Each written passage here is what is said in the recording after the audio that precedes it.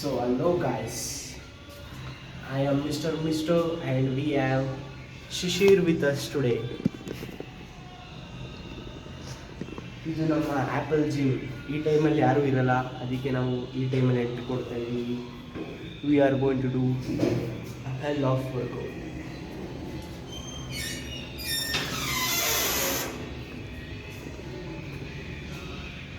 This is our gym. ಇವರೇ ನಮ್ಮ gym coach. So ಜಿಮ್ನ ಒಂದು ಕ್ವಿಕ್ ಟೂರ್ ಮಾಡ್ಕೊಬರೋಣ ಈಗ. So this is kicking back.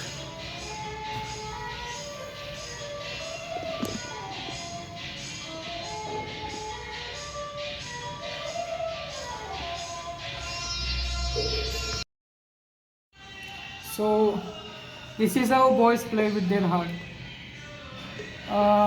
ಹುಡುಗಿ ಹೃದಯ ಜೊತೆ ಆಟ ಆಡೋಕ್ಕಿಂತ ಮುಂಚೆ ಅವನು ಜಿಮ್ಮಿಗೆ ಬರ್ತಾನೆ, ಅವ್ನು ಆಲ್ರೆಡಿ ಅವ್ನು ಹ್ಯಾರ್ ಜೊತೆ ಆಟ ಆಡ್ತಿರ್ತಾನೆ. So we workout every muscle till failure. Why not even heart? Red ಬುಲ್ಲಿಂದ 72 mg ಕೆಫೀನ್ ಸಿಗುತ್ತೆ.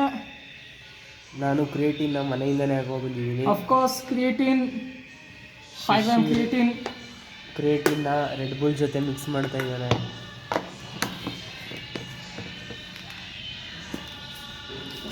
So this will be Red energetic, Bull I guess. gives you wings. ಅದಕ್ಕೆ ಇವತ್ತು ಲೈಟ್ಸ್ ಆ್ಯಂಡ್ ಬೈಸಿಪ್ಸ್. ಎಷ್ಟೊಂದು ಜನ ವೈಟ್ ಮೌಂಟೇನ್ ಡ್ಯೂ ಆಗ್ತಿದ್ದಾರೆ, ಈಗ ಅದು trend. But I suggest red bull because we have ego issues. So injuries ಆಗಬಾರ್ದು ಅಂದರೆ ನಾವು ವಾರ್ಮ್ ಅಪ್ ಮಾಡಬೇಕು, ಸ್ಟ್ರೆಚಸ್ ಮಾಡಬೇಕು, ವಾರ್ಮ್ ಅಪ್ ಮಾಡಬೇಕು ಲೇಟಾಗಿ.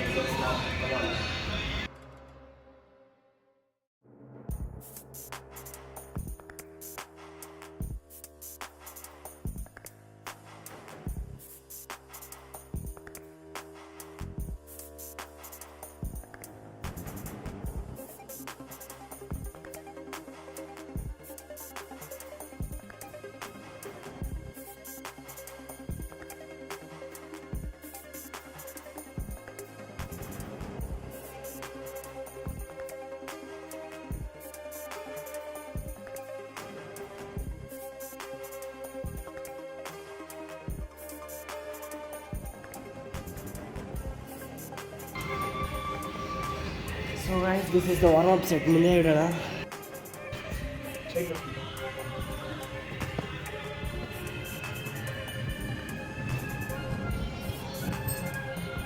More weight. Yes reps.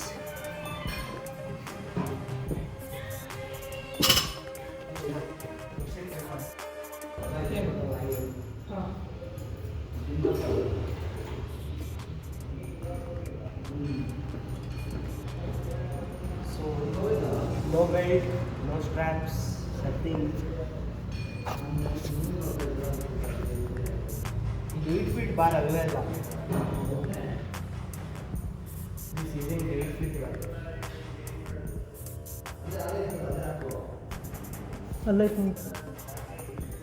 गलती हो गई हमसे.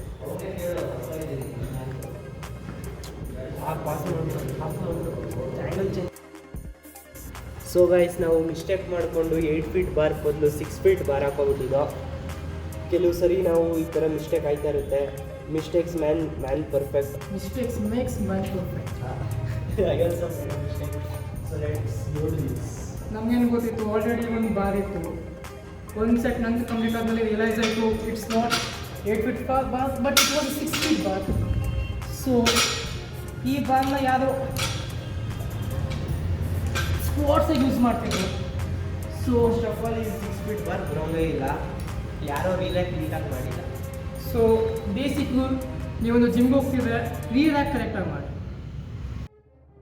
ಸೊ ನಾನು ಯಾವಾಗಲೂ ನೀರು ಕುಡಿತಾ ಇರ್ತೀನಿ. ಒಂದೊಂದು ಸೆಟ್ ಆದಮೇಲೂ ಒಂದೊಂದು ಡ್ರಾಪ್ ನೀರು ಕುಡಿತಾನೇ ಇರ್ತೀನಿ ಅನಿಸಿತ್ತು. ಅವಾಗಲೂ ಒಂದೊಂಥರ. ಮತ್ತು ನೀರು ಕುಡಿಯೋದು ಅಂದರೆ ಸ್ವಲ್ಪ ಒಂದು 2 ಗುಟ್ಟಕ್ಕೆ ಮಾತ್ರ ಕುಡಿಬೇಕು, ಹೈಡ್ರೇಷನ್ ಮಾಡ್ಕೊಳ್ಳೋಕ್ಕೆ ಬಾಡಿನ.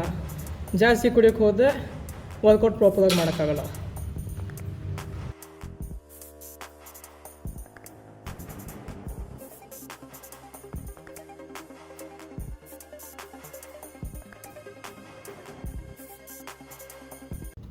ನಾವು ಯಾಕೆ ರೀರ್ಯಾಕ್ಗೆ ಅಷ್ಟೊಂದು ಇಂಪಾರ್ಟೆನ್ಸ್ ಕೊಡ್ತೀವಿ ಅಂದರೆ ರೀರ್ಯಾಕ್ಟ್ ಮಾಡಿದಾಗ ಡಿಸಿಪ್ಲಿನ್ ಬರುತ್ತೆ. ವಿತೌಟ್ ಡಿಸಿಪ್ಲಿನ್ ನೀವೇನು ಮಾಡಿದ್ರು ವೇಸ್ಟು. ಎಷ್ಟೊಂದು ಜನ ಇದ್ದಾರೆ ಡೈಲಿ ಜಿಮ್ಮಿಗೆ ಬರ್ತಾರೆ, ಆದರೆ 100% ಎಫರ್ಟ್ ಆಗ್ತಾಯಿಲ್ಲ. So discipline is very necessary. ಎಷ್ಟೊಂದು ಜನ ಹೇಳ್ತಾರೆ ನಾನು 70% ಎಫರ್ಟ್ ಆಗ್ತಾಯಿದ್ದೀನಿ ಅಂತ, MC² ಈಸಿಗಳು ಆದರೆ ನೀವು 100% ಎಫರ್ಟ್ ಆಗ್ತಾಯಿದ್ದೀರಾ ಅಂದರೆ ನಿಮ್ಗೆ ಕೆಲವರು ಇರ್ತಾರೆ ಇಷ್ಟು ಕೆಲಸ ಮಾಡಿಬಿಟ್ಟು ಸ್ಯಾಟಿಸ್ಫೈಡ್ ಆಗಿದ್ದೀನಿ ಅಂತ ಅನ್ಕೋತಾರೆ. ಆದರೆ ಇಷ್ಟು ಮಾಡಿದ್ರೂ ಸ್ಯಾಟಿಸ್ಫ್ಯಾಕ್ಷನ್ನೇ ಸಿಗಲ್ಲ. That's what she said. So 20 kg warm up set ಒಂದು ಮುಗ್ದಿದೆ. ಸೊ ಈಗ ನಾವು 10 kg ಎಕ್ಸ್ಟ್ರಾ ಆ್ಯಡ್ ಮಾಡ್ತಾ ಇದ್ದೀವಿ. ನೋಡೋಣ. ಬಾರ್ಬೆಲ್ 20 kg ಇದೆ, 40 kg. ಈಗ 10 ಆ್ಯಡ್ ಮಾಡ್ತಾ ಇದ್ದೀವಿ. ಸೊ ಎಷ್ಟು 60 kg ಆಗುತ್ತೆ ಟೋಟಲ್ ವೆಯ್ಟ್.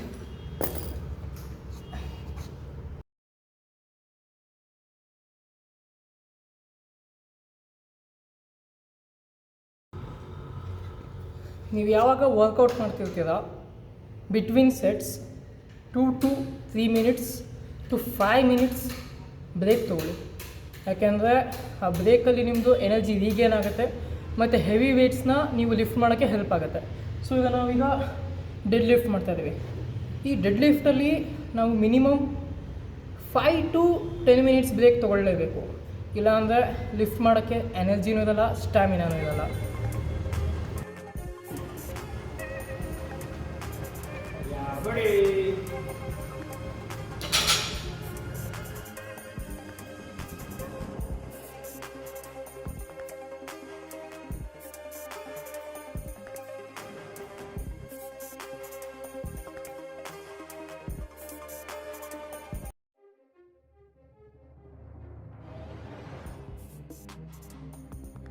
भाई छोटे भाई है और बड़े भाई बड़े भाई.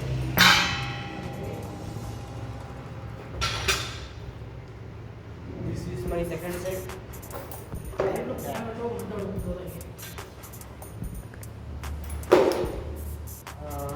20, 20, 40. 40 plus 80. 40, 40, 80. By rod 20, 100. So छोटे भाई बड़े भाई. Let's see. Yo, let's do it, baby.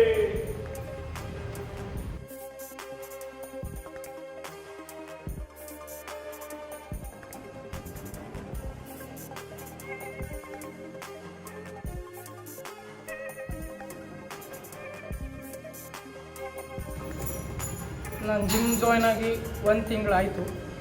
So 1 ತಿಂಗಳಲ್ಲಿ ಲಾಸ್ಟ್ ಸೆಟ್ ಏನಿತ್ತು 60 kg ಲಾಸ್ಟ್ ವೀಕ್ ಮಾಡಿದಾಗ ಸಪೋರ್ಟ್ ತೊಗೊಂಡು ಮಾಡಿದ್ದೆ ನಾನು.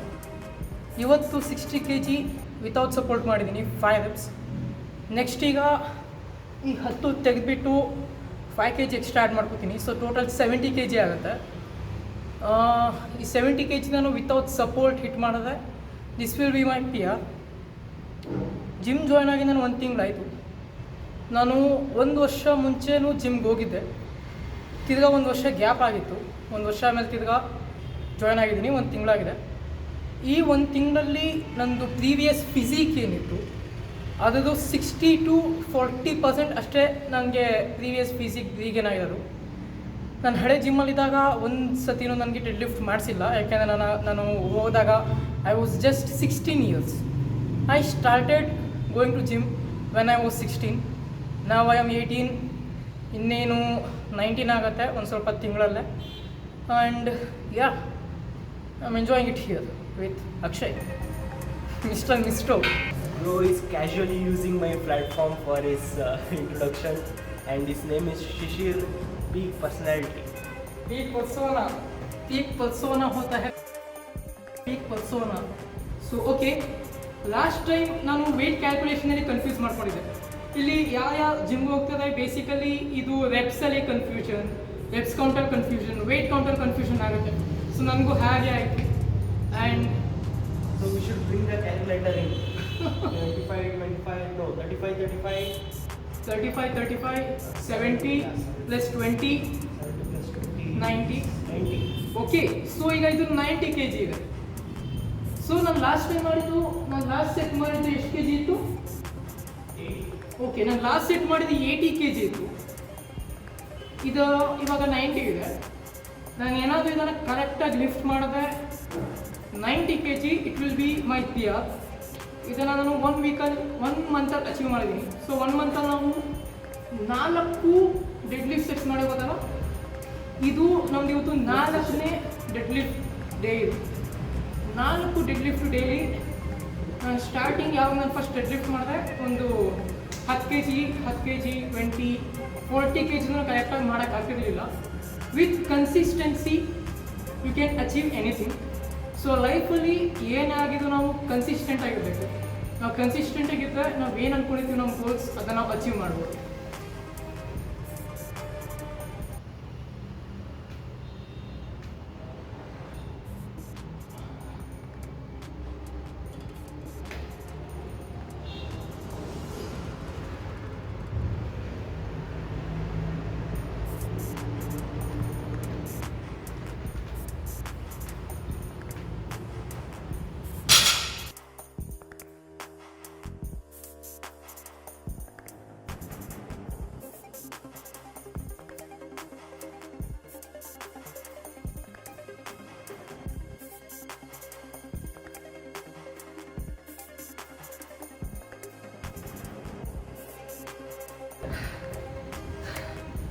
ಟ್ರೈ ಮಾಡಿದೆ.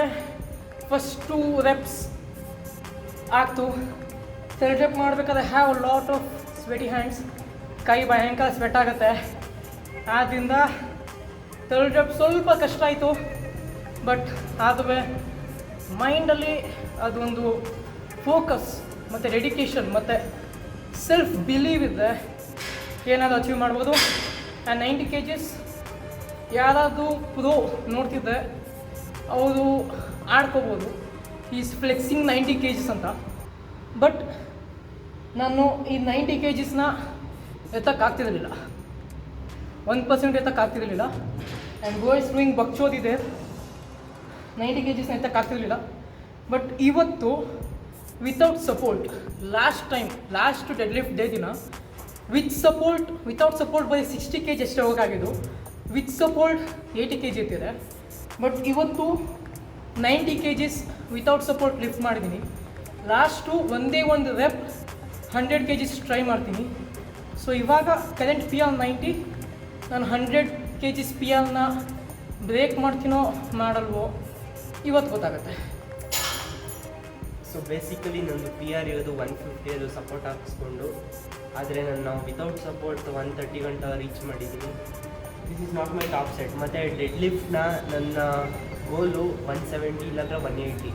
ನಾನೇನು ಸ್ಟೆರಾಯ್ಡ್ಸ್ ಆಗ್ತಾಯಿಲ್ಲ, ಪರ್ಫಾರ್ಮೆನ್ಸ್ ಎನ್ಹಾನ್ಸಿಂಗ್ ಡ್ರಗ್ಸ್ ಯೂಸ್ ಮಾಡ್ತಾಯಿಲ್ಲ, ಯಾವುದೇ ಕಾಂಪಿಟೇಷನಲ್ಲಿ ಇನ್ವಾಲ್ವ್ ಇಲ್ಲ, ಬರೀ ಜಸ್ಟ್ ಬಾಡಿ ಬಿಲ್ಡಿಂಗೋಸ್ಕರ ಮಾಡ್ತಾ ಇರೋದು.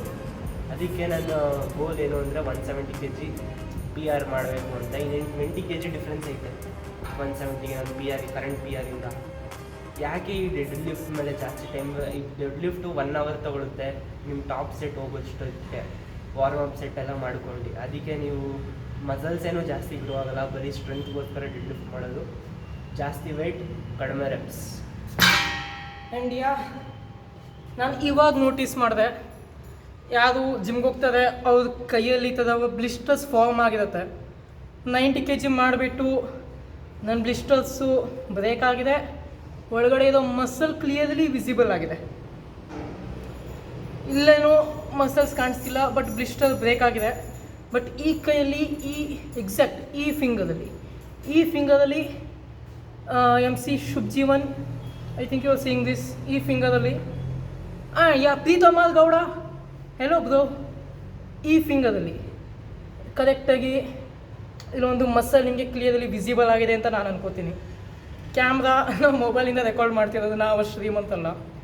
ಸೊ ನೋಡೋಣ ಚೆನ್ನಾಗಿ ಬದಲುವಂಥ ಕ್ವಾಲಿಟಿ.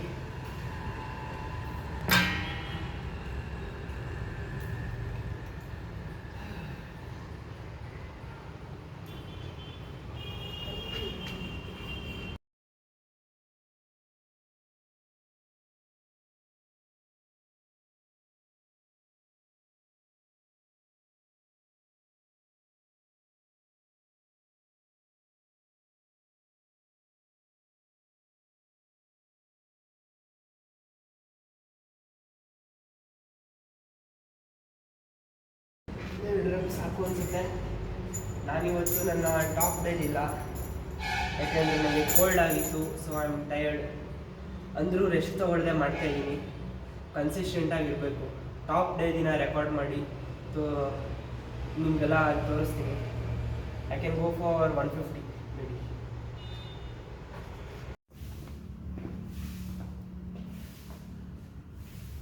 ಸೊ ಈ ಸೆಟಪ್ ನೋಡಿದ್ರೆ ನಿಮ್ಗೆ ಗೊತ್ತಾಗುತ್ತೆ ನಾವು 5 ಫೀಟ್ ಬಾರ್ ಹಾಕ್ಕೊಂಡು ಏನು ಮಾಡ್ತಾಯಿದ್ದೀವಿ ಅಂತ.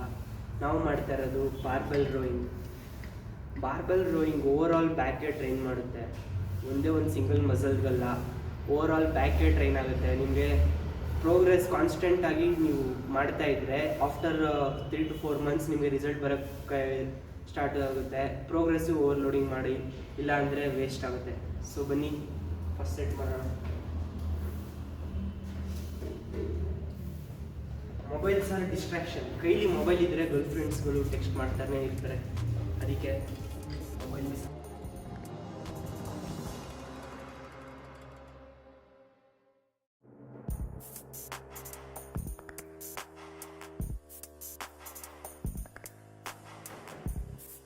ಸೊ ಎಷ್ಟೊಂದು ಜನ ಏನು ಮಿಸ್ಟೇಕ್ ಮಾಡ್ತಾರೆ ಅಂದರೆ ಇಲ್ಲಿ ಶೋಲ್ಡರ್ನ ಇನ್ವಾಲ್ವ್ ಮಾಡ್ತಾರೆ. ಶೋಲ್ಡರ್ ಇನ್ವಾಲ್ವ್ ಮಾಡಬಾರ್ದು, ನೀವು ಲ್ಯಾಟ್ಸ್ನ ಇನ್ವಾಲ್ವ್ ಮಾಡಬೇಕು. ಸೊ ಲ್ಯಾಟ್ಸ್ ಇನ್ವಾಲ್ವ್ ಮಾಡಬೇಕು. ನಿಮಗೆ ಮೈಂಡ್ ಮಸಲ್ ಕನೆಕ್ಷನ್ ಬರಬೇಕು. ನಿಮಗೆ ಸ್ಟಾರ್ಟಿಂಗ್ ಒಂದು 3 months ಏನು ಗೊತ್ತಾಗಲ್ಲ. 3 months ಬೇಕು ಮಸಲ್ ಮೆಚುರಿಟಿಯಾಗಿ ಮೈಂಡ್ ಮಸಲ್ ಕನೆಕ್ಷನ್ ಆಗೋಕ್ಕೆ. ಆ್ಯಕ್ಚುಲಿ 7 months ಬೇಕು ಸ್ಟಾರ್ಟರ್ಸ್ಗೆ. ನಾನೇನೋ ಮೊದಲು ವರ್ಕೌಟ್ ಮಾಡ್ತಾಯಿದ್ದೆ. ಸ್ಕೂಲಲ್ಲೆಲ್ಲ ಅಥ್ಲೆಟಿಕ್ಸು, ರನ್ನಿಂಗ್, ಹೈ ಜಂಪ್ ಎಲ್ಲ ಮಾಡ್ತಾಯಿದ್ದೆ. ಸ್ಪೋರ್ಟ್ಸಲ್ಲೆಲ್ಲ ಇದೆ.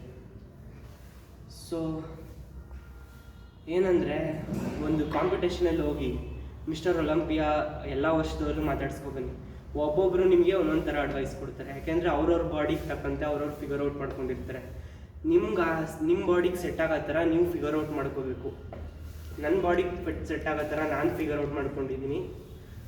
ಸೊ ಅದು ನೀವು ಗ್ರೌಂಡ್ಗೆ ಇಳ್ದು ನಿಮ್ಮ ಬಾಡಿನ ನೀವು ಅಂಡರ್ಸ್ಟ್ಯಾಂಡ್ ಮಾಡ್ಕೋಬೇಕು. ಡೈಲಿ ರಾತ್ರಿ ನೀವು ಜನರಲ್ ಎಷ್ಟು ಕ್ಯಾಲರೀಸ್ ಕೌಂಟ್ ಮಾಡ್ತಾ ಇದ್ದೀನಿ ಅಂತ ಟ್ರ್ಯಾಕ್ ಮಾಡಬೇಕು. ಪ್ರೋಗ್ರೆಸ್ ಟ್ರ್ಯಾಕ್ ಮಾಡದೆ ಹೋದರೆ ನೀವು ಸುಮ್ಮನೆ ಜಿಮ್ಗೆ ಹೋಗ್ತಾರೆ, ಟೈಮ್ ಪಾಸ್ಗೆ. ಇಟ್ಸ್ ಅನ್ ಹಾಬಿ ಅನ್ನೋ ಥರ, ಪ್ಯಾಷನ್ ಅನ್ನೋ ಥರ. ಇಲ್ಲಿ ಜಿಮ್ ಅನ್ನೋದು ಪ್ರೊಫೆಷ್ನಲಿಸಮ್ ಥರ ಇರಬೇಕು. So break for next set. So here we go. Second set by 15, 30, 40. We are doing a 40 kg bag.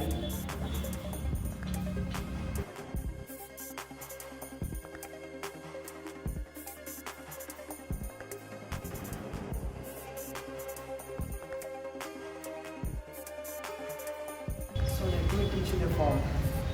Knee bend, hips bend, chest up, lower the weight, put the weight to the legs. Engagement in the back.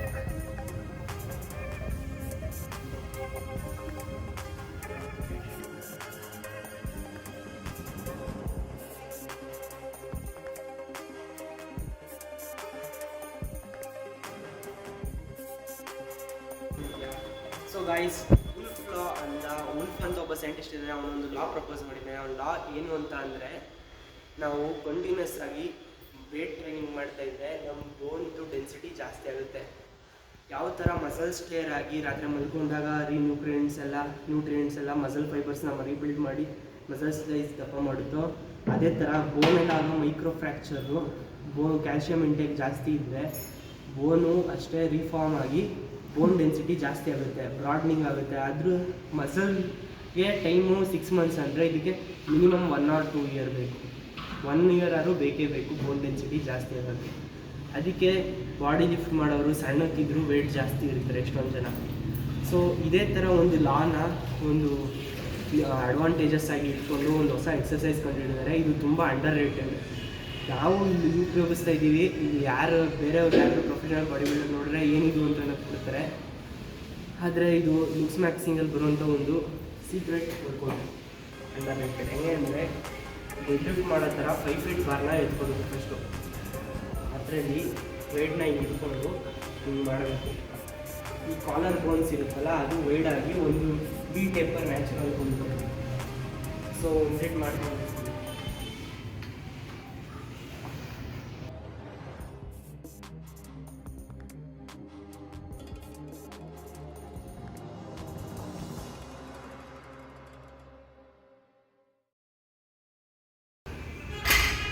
ಗೊತ್ತಿರೋಂಗೆ modelling industry mail body type ಹೆಂಗಿರಬೇಕು ಅಂದರೆ ಮೇಲ್ಗಡೆಯಿಂದ T type, ಕೆಳಗಡೆಯಿಂದ V type ಏನೋ lights ಮಾಡಿ ಬರ್ಸ್ಕೊಬಿಡ್ತೀರ. ಅದ್ರ ಮೇಲ್ಗಡೆ T type ಮಾಡೋಕ್ಕೆ ನೀವೆಷ್ಟು shoulder workout ಮಾಡಿದ್ರು ನಿಮ್ಮ ಜೆನೆಟಿಕ್ಸ್ ಬ್ರಾಡ್ನೆಸ್ಸೇ ಇದು ಬರೋದು. ಜೆನೆಟಿಕ್ಸ್ನ ಚೇಂಜ್ ಮಾಡೋಕ್ಕಾಗಲ್ಲ ಅಂದರೆ ಈ ಥರ ವರ್ಷಗಟ್ಟಲೆ ಈ ಥರ ಶ್ರಮಪಟ್ಟು ಚೇಂಜ್ ಮಾಡ್ಕೊಳ್ಳೋದು.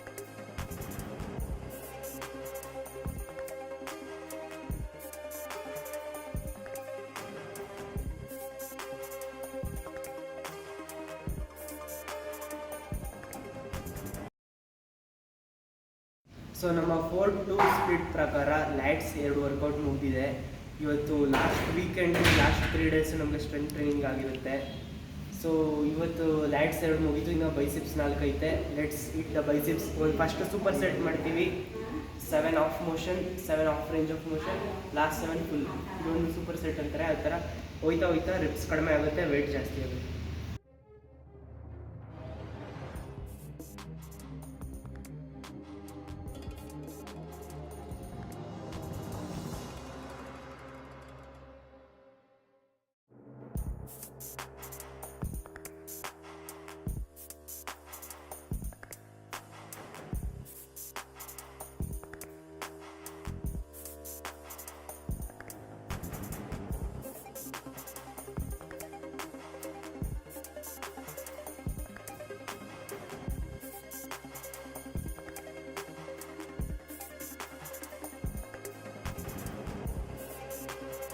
ಪೀಪಲ್ ಲಾಸ್ಟ್ ಸೆಟಲ್ಲಿ ಅಂದರೆ ಬ್ಯಾಕಿಂದ ಹಿಡಿತಾರೆ, ಬೈಸಿಪ್ಸಿಂದ ಹಿಡಿಬೇಕು. ಇದು ಲಾಕ್ ಆಗಿರಬೇಕು, ಶೋಲ್ಡರ್ ಲಾಕ್ ಆಗಿರಬೇಕು, ಬೈಸಿಪ್ಸ್ ಮಸಲ್ಸಿಂದ ಆ್ಯಕ್ಟಿವೇಟ್ ಮಾಡಬೇಕು. ಬ್ಯಾಕಿಂದ ಸ್ಟಾಪ್ ಬರ್ತದೆ.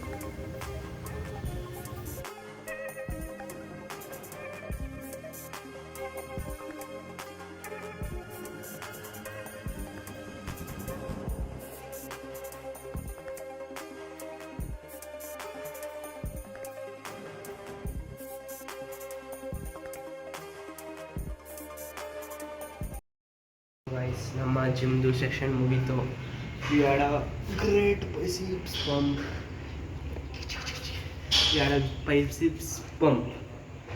ಬ್ಯಾಕ್ ಆ್ಯಂಡ್ ಬೈಸಿಪ್ಸ್ ಆಯಿತು. ಸೊ ಇದೇ ಥರ ನನ್ನ ಜರ್ನಿಲಿ ಕನೆಕ್ಟೆಡ್ ಆಗಿದೆ. ಒಳ್ಳೊಳ್ಳೆ ವರ್ಕೌಟ್ ನನ್ನ ಜೊತೆ ನೀವು ಗೋ ಮಾಡಿಸ್ತೀನಿ.